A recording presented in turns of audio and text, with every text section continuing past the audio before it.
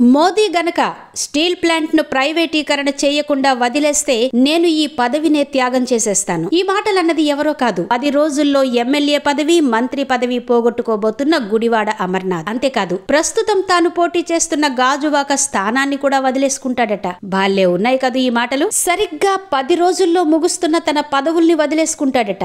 ఎలాగూ గెలవను అని నిర్ధారణ చేసుకున్న గాజువాక స్థానాన్ని కూడా ఇచ్చేస్తాడట. చిత్రం కదూ. అనకాపల్లి శాసనసభ్యుడిగా ఉన్నప్పుడు గాని, మంత్రిగా ఉన్నత పదవిని వెలగబెట్టినప్పుడు గాని, కనీసం కూర్మన్నపాలెం జంక్షన్ లో ఉక్కు పోరాట కమిటీ 2 ఏళ్ల నుంచి చేస్తున్న నిరాహార దీక్ష శిబిరానికి ఒక్కసారి కూడా వెళ్లిన పాపాన పోలేదు. అదే రోడ్డులో రోజు ఇటు మింది నుంచి అటు అనకాపల్లికి బల్బు కారులో రయ్యమంటూ వెళ్లిపోవడమే తప్ప పోరాట కమిటీ నిరాహార దీక్ష శిబిరాన్ని సందర్శించిన ఘడియ లేనేలేదు. అటువంటిది ఇప్పుడు అకస్మాత్తుగా స్టీల్ ప్లాంట్ గుర్తుకొచ్చేసింది. పోయే పదవిని వదిలేసుకుంటానని ప్రధాని మోదీకి సవాలు చేస్తుండడం చూసి జనం నవ్విపోతున్నారు. స్టీల్ ప్లాంట్ మీద అంతటి మమకారమే ఉంటే టీడీపీ నేత గంటా శ్రీనివాసరావు తన పదవికే రాజీనామా చేసినట్టే గుడివాడ అమర్నాథ్ కూడా రాజీనామా చేసి ఉంటే జనం నమ్మి ఉండేవారేమో. కానీ పదవిని పట్టుకుని వేలాడే గుడివాడకు అంతటి త్యాగ గుణం ఎక్కడుంది? అందుకే అందరూ అనుకుంటున్నారు, కుళ్ళిపోయే గుడ్డ